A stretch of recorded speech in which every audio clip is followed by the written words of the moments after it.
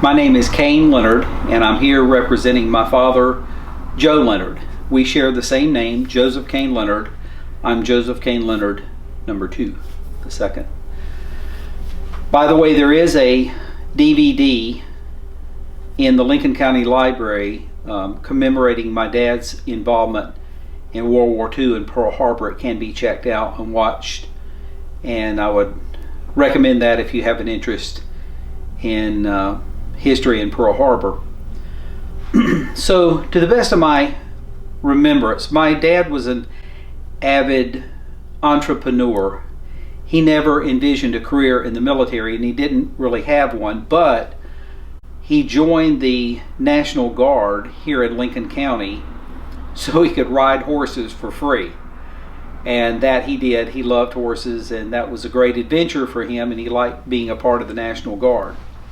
He was drafted when the war started brewing, and certainly the war in Europe at that time. And he was drafted in 1941. And about, I think, to the best of my recollection, September or so of 1941, he was drafted into the U.S. Army and the U.S. Army Combat Engineers. Engineers are people that basically do construction work, so they go to a job every day and come home. But they build bridges, and they build piers, and they build barracks and different buildings and Kwanzaa huts and things like that. So he was drafted and stationed on the Hawaiian island called Oahu. Oahu was the island where they had a naval and army installation both. The naval installation was, of course, Pearl Harbor with a lot of battleships and the ancillary systems to take care of those battleships. But my father was in the Army, and he was in the 1341st U.S. Combat Engineers.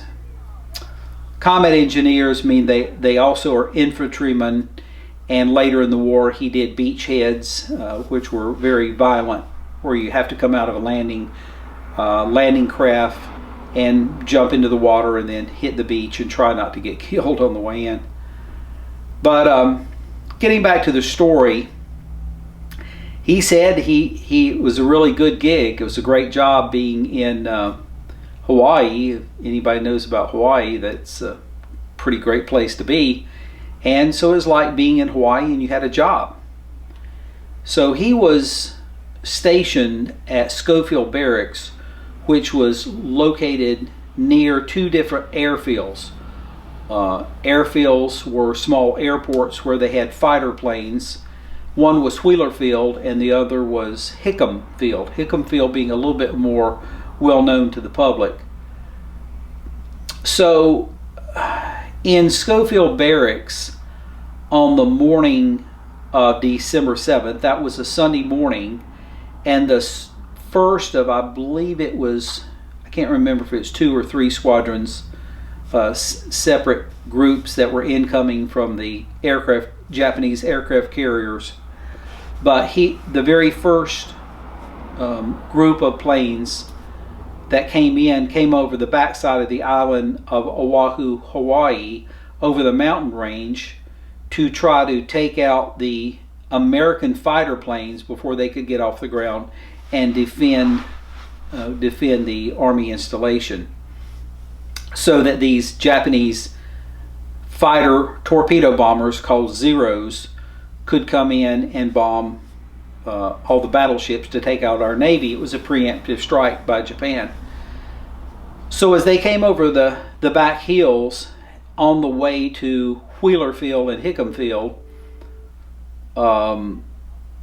my father's barracks at Schofield Barracks, his barracks was actually the first barracks to ever get hit, and a bullet from a Japanese Zero airplane hit right above the urinal, and that brought America into World War II. At the time of the attack, my dad was not in his barracks, but he was on what's called detached assignment at Fort DeRussy. So when the attack happened, I asked him, well, we were at church one day and somebody asked him, they said, "Joe, what were you doing exactly during the attack? At the time of the attack, what were you doing?" And he thought for a minute and he said, "Hiding." So, and I had asked him that. He said he actually jumped under a bulldozer, which is actually a pretty good place to hide to try not to get killed. But the reality is, they weren't bombing where he was. They were bombing the harbor and trying to knock out the ships, which they did, completely sinking the USS Arizona. But right after that, he was assigned to a coastal gun because they expected an invasion. He was telling me a couple of stories. One, this was on a Sunday morning, and everybody was basically sleeping in. And so they were sleeping in, so we were completely caught off guard. There was a radar installation on the mountain range, and again, I know this from just watching the movies, they notified one of the commanders that there was a lot of airplanes coming in, but for some reason, no one kind of took it seriously. But the reality is, radar was brand new, so I don't know if they thought maybe it's a mistake, but for whatever the reason, they didn't take it seriously, and that unfortunately cost some very, very precious minutes.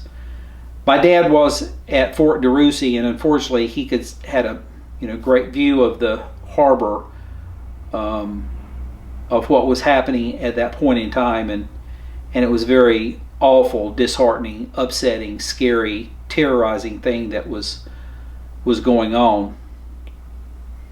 Fast forward to 9/11. On the morning of 9/11, my dad and I were sitting here at our business on Water Street. Our business is called Leonard Wealth Management, and I was sitting in his office, and he and I were watching after the first tower got hit, and then after the second tower got hit, and I noticed tear came out of his eye, and he was looking at the TV, but he was talking to me, and he said, "How could my country be caught so unaware and ill-prepared twice in my life?" So he was very upset about that, because that brought back the whole Pearl Harbor type situation all over in his mind. But his barracks were the first to get hit, and unfortunately the Japanese Zero fighter planes that also had torpedoes on them were able to successfully knock out the majority of our fighter planes on both Wheeler Field and Hickam Field. Another story he told me is there were, I think it was B-29 bombers coming in from Los Angeles that morning, and they had not been outfitted with any guns or bombs or anything. They were just coming in, and the goal was to get them there, and then they'd be outfitted with guns later. Well, instead of having a place to land, they came in right in the middle of a battle. They didn't know what was going on. They didn't know there was nowhere to land because of all this war. So they actually ditched I think it was 9, if my memory serves me correctly. There were 9 of these B-29s, and they had to ditch them into shallow water. He served in the military for 4 years. He was drafted. He had been in the National Guard prior to that, and after his 4 years he got out. But he spent about 3 years in Hawaii, and then he went to different islands. He was on the Pacific island of Tinian, in the New Hebrides group. He was in the Mariana Islands, Tinian, and Saipan. And on the Pacific island of Tinian, he helped to either build or rebuild a runway that a B-29 bomber flew off of that runway, called the Enola Gay, with a bomb, and it bombed Hiroshima. So if you think about it, it's pretty amazing. My dad was intimately involved at the very beginning of America's involvement in World War II and involved in the very end of America's involvement in both World War II and the war in the Pacific. So for you history buffs out there, as you remember, World War II was a global war, but basically it was two wars being fought at the same time, and it was fought on a variety of continents. It was fought in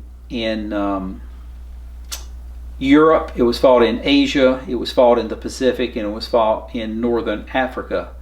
I also had two other uncles, both from my town here in Lincolnton, and my two uncles were both in the Army, and they were in the European theater. And my uncle Ned Leonard, my dad was Joe, his brother Ned, and another brother Russell, or we call him Bud, they were both in Germany, and Ned fought in the Battle of the Bulge, which is a very dangerous war where the Germans counterattacked in the, can't remember the name of the forest, but it was a very difficult battle. A lot of people got killed, and the German offensive was very strong after we had pushed the German line about back into Germany, so that this kind of bulged back out, and that's why they call it the bulge on a map. But my uncle Ned happened to run across his brother Bud while they were both in Germany. They were not in the same company, but they happened to run into each other, so that was kind of interesting. So the three brothers that were all drafted from Lincoln all went to World War II, and very luckily all came back. Just a couple of interesting stories that I keep in my mind. And my dad was a really wonderful man, and he and his two brothers were very strong, very mentally determined people, very physically strong, all played football, and just great people. And that's kind of their family story. All three were in World War II at the same time.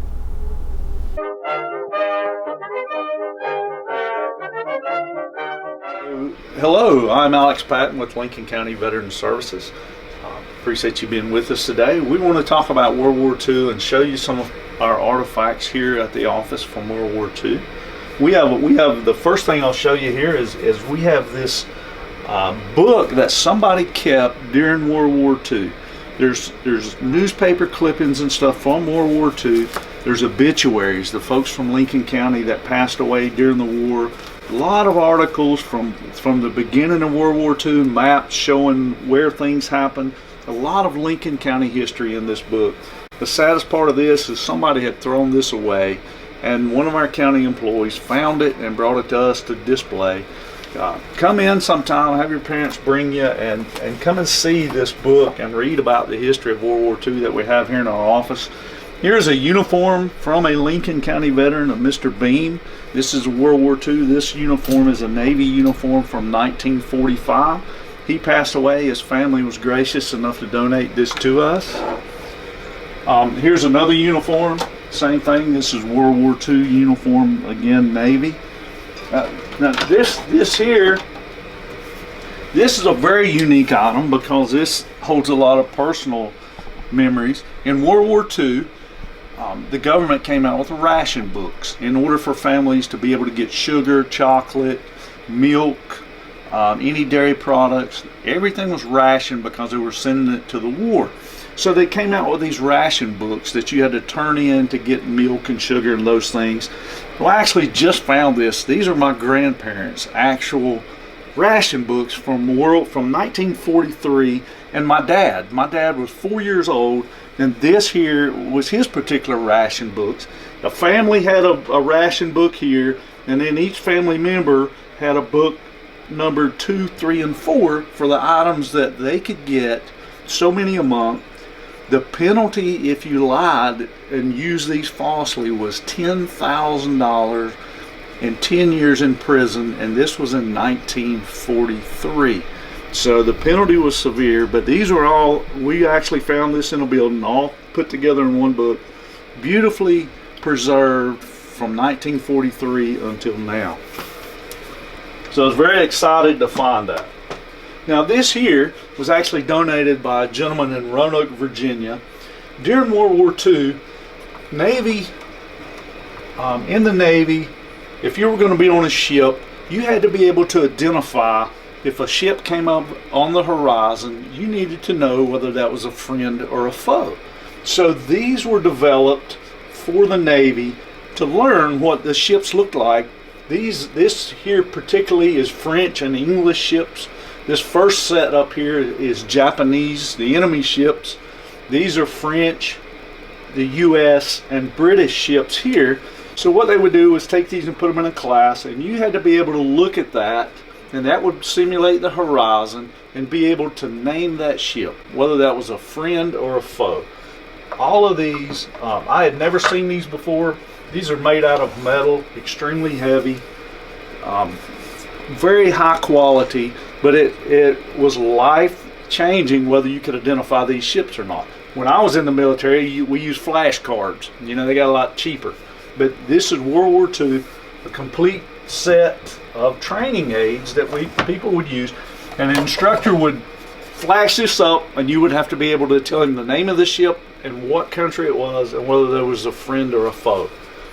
Like I say, these were donated to our office and actually delivered from Roanoke, Virginia. I don't know if you can see it under here, but this is a World War II Sherman tank. I have two of these that I've collected. These were very popular in World War II. These were remote control. These were actually run. The other one here, we can get around there and show and let you listen to it.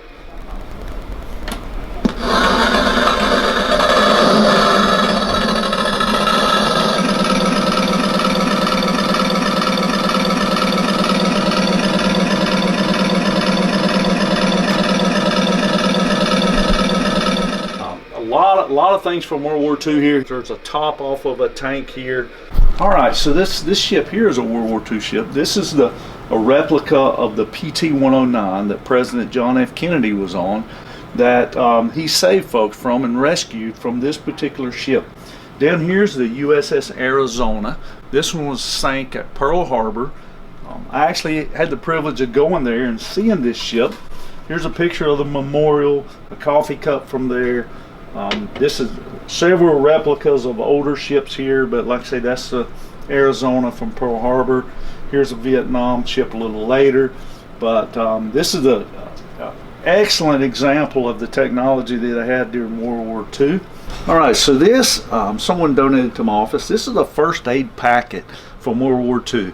Today, a Band-Aid would just be in a paper wrapper or plastic wrapper or something. This from World War II is a bandage that's in here sealed.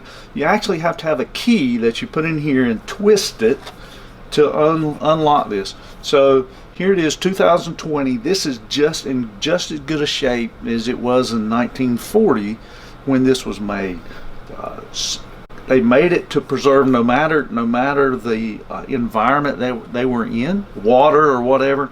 This bandage was protected from all the elements, and you can see it's still in just as good a shape all these years later. Again, this was 1942 that this was issued, and they would wear it on their belt to where they would have that. And there was a little key that just mounts right here on the back that they could open it and then bandage up their fellow soldiers with it. Interesting stuff. The hats from World War II. Again, Lincoln County residents. An old canteen from World War II that they drank water out of. Just a lot of things from World War II. Come by and see us. Come to our office. Let us show you. We have setups from every war. Come by and let us show you what we have. Learn about World War II. It was a different time, no technology. Everything was hand-to-hand combat. Everything was digging trenches.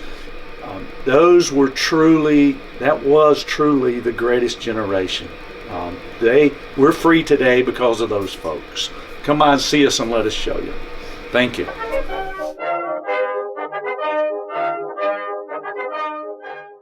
Hello everybody, my name is Jeff and I'm with the Lincoln County Public Library. Today I'm here to talk with you a little bit about the book I Survived the Bombing of Pearl Harbor. In this video you heard stories from Mr. Kane Leonard that detailed his father's experience of the day Pearl Harbor was bombed. You also saw World War II memorabilia that Alex Patton of Veterans Services has collected. We did this to show you that despite the bombing of Pearl Harbor occurring 79 years ago, there are connections to your hometown. Now that you know the local connection of the bombing of Pearl Harbor, I would like to go over a few of the facts concerning Pearl Harbor. First, Pearl Harbor happened on December 7th, 1941, and it consisted of 2 air attacks, one occurring at 7:55 a.m. and the second occurring at 8:40 a.m. The U.S. aircraft carriers that was the primary target of the attacks were not at the base at the time the attacks occurred. There were 8 U.S. battleships at the base that day, 7 which were lined up in a row. All were damaged, 4 were sunk that day. The Japanese attack fleet consisted of 353 airplanes. That day, 2,335 U.S. servicemen lost their lives, along with 63 citizens. Along with that, 1,778 were wounded in the attack. Japan had a total loss of 64 of their soldiers. Only 29 Japanese planes were shot down that day, along with 5 midget submarines that were sunk. The U.S. lost 188 planes that day, with 159 more damaged. The entire attack only lasted around 110 minutes, which was just under 2 hours. The next day, December 8, 1941, the U.S. declared war. The phrase "Remember Pearl Harbor" became a rallying cry for the U.S. during the war. Now I would like to tell you the fictional tale about the book I Survived the Bombing of Pearl Harbor. At 11 years old, Danny Crane is making bad choices while living in New York with his mom. When Danny's best friend gets badly hurt, Mom decides she and Danny needs to start a new life elsewhere. It's 1941, and hospitals in Hawaii are hiring nurses. She and Danny moved, but he is determined to sneak away and return to New York. At their home, Danny meets his 3-year-old Japanese neighbor, Eika. Early that morning, Eika appears and tells Danny there are airplanes in the sky. As the boys watch the bombs begin to fall, Eika's mom arrives and recognizes that these are Japanese planes. Danny runs off to find his mom at the military hospital, and on his way, runs into his mom's friend, Mac. Danny and Mac round and dodge the bombs and gunfire of enemy planes. They can see the battleships in the harbor are on fire. Mac and Danny must fight for their lives to reach the hospital and Danny's mom. I hope you enjoyed learning about the bombing of Pearl Harbor. If you'd like to learn more, please go to your local library and check out this book, I Survived the Bombing of Pearl Harbor, and other books on Pearl Harbor at your local library. Thank you, and have a good day.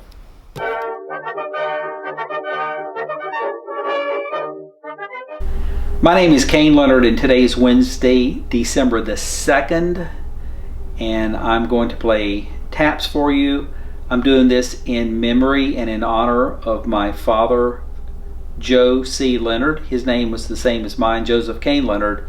He went by Joe, I go by Kane, and he was just a wonderful man and a Pearl Harbor survivor, World War II survivor as well. So I'm going to be playing taps in memory of him.